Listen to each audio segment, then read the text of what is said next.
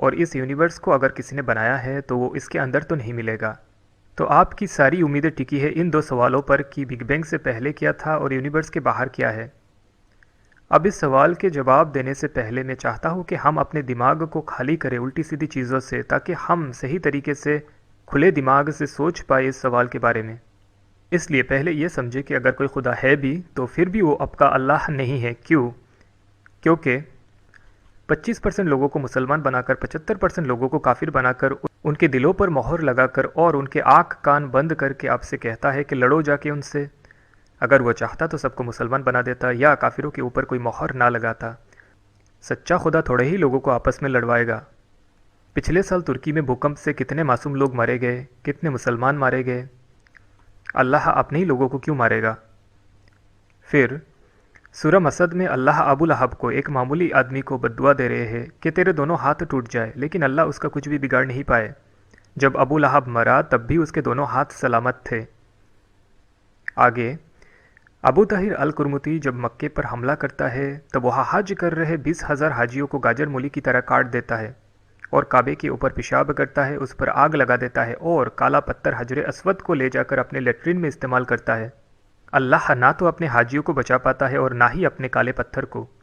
اب یہ دو آیتیں دیکھیں، مکروا مکر اللہ اللہ خیر الماکرین۔ اللہ خود کو سب سے بڑا چال باز کہہ رہا ہے، سچا خدا خود کو چال باز تھوڑا ہی کہے گا۔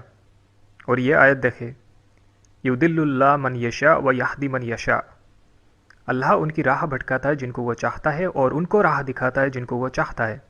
سچا خدا تھوڑا ہی کسی کا راہ بھٹکائے گا، سچا خدا تو سب کو راہ دکھائے گا۔ تو دماغ لگا کر سوچیں گے تو سمجھ میں آئے گا کہ اللہ سچا خدا ہو ہی نہیں سکتا۔ اب انسانیت کے نظریے سے دیکھو تو اللہ بنا وجہ نہتے کافروں پر حملہ کرنے کو کہتا ہے۔ اللہ رات کو سوتے ہوئے نہتے معصوم لوگوں پر حملہ کرنے کی بات کرتا ہے۔ یہ مت کہنا کہ صرف سیلف ڈیفنس میں لڑنے کے لیے کہا گیا ہے۔ میں درجنوں واقعے بتا دوں گا جہاں پر محمد صاحب نے آگے سے جا کر حملہ کیا ہے، اور حملہ کر کے مردوں کو مار کر عورتوں کو غلام بنانے کی اجازت دیتا ہے قرآن۔ چھوٹی چھوٹی بچیاں جن کی اب تک حیض نہیں آئی ہے ان سے شادی کر کے پھر طلاق دینے کی اجازت دیتا ہے قرآن۔ تو انسانیت کے نظریے سے بھی اللہ سچا خدا نہیں ہو سکتا۔ اور سائنس کے نظریے سے دیکھیں تو ان آیتوں میں آسمان جو ہے وہ اللہ میاں کے حساب سے ایک چھت کی طرح ہے جو اپنے اندر سے پھٹ جائے گا اور جس کو آخرت کے دن ایک چمڑے جیسا ادھیڑ دیا جائے گا۔ ان آیتوں میں پنچھیوں کو اللہ آسمان میں پکڑے رکھتا ہے۔ اس آیت میں اللہ نے انسانوں کو گندے مٹی سے بنایا۔ اس آیت میں سورج ایک گرم پانی کے کنویں میں ڈوب جاتا ہے، اور ان آیتوں میں دھرتی فلیٹ ہے یا سپاٹ ہے، ساکن ہے۔ اور یہاں پر دہاہا مطلب انڈا مت کہنا۔ دہاہا کے دو حصے ہیں، دہا اور ہا۔ دہا مطلب پھیلایا اور ہا مطلب اس کو، ارد کو۔ آپ اس پر میرا ڈیٹیلڈ ویڈیو دیکھ سکتے ہیں۔ میرے چینل پر 80% قرآن سائنس سے ثابت ہے یا نہیں یہ والا ویڈیو دیکھ لینا۔ اور قرآن میں کوئی بگ بینگ نہیں ہے، وہی 80% والے ویڈیو میں میں نے یہ بھی ایکسپلین کیا ہوا ہے۔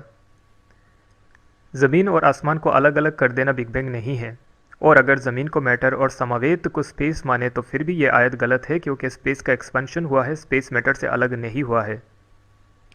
تو سائنس کے معاملے میں بھی بہت سارے غلطیاں ہیں قرآن میں۔ تو سائنس کے نظریے سے بھی اللہ سچا خدا نہیں ہو سکتا۔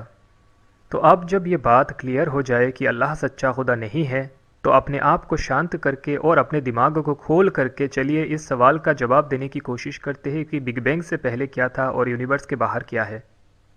تو کچھ سائنٹسٹ کا یہ ماننا ہے کہ بگ بینگ سے پہلے وقت یا ٹائم ایگزسٹ نہیں کرتا تھا، اور بگ بینگ کے ساتھ ساتھ ہی ٹائم کی شروعات ہوئی ہے۔ اور پیور ایتھسٹس یہی مانتے ہیں کہ بگ بینگ سے پہلے کچھ بھی نہیں تھا۔ باقی لوگوں کا یہ ماننا ہے کہ بگ بینگ سے پہلے بھی کچھ رہا ہو، یہ ہو سکتا ہے، جو میں بھی مانتا ہوں۔ اب بگ بینگ سے پہلے کچھ بھی رہا ہو، وہ خدا بھی ہو سکتا ہے اور کچھ اور بھی ہو سکتا ہے۔ تو بگ بینگ سے پہلے کیا تھا یہ بات نہ تو ہم آج جانتے ہیں اور شاید ہم کبھی نہیں جان پائیں گے، کیونکہ ہم وقت میں پیچھے جا کر کے نہیں دیکھ سکتے۔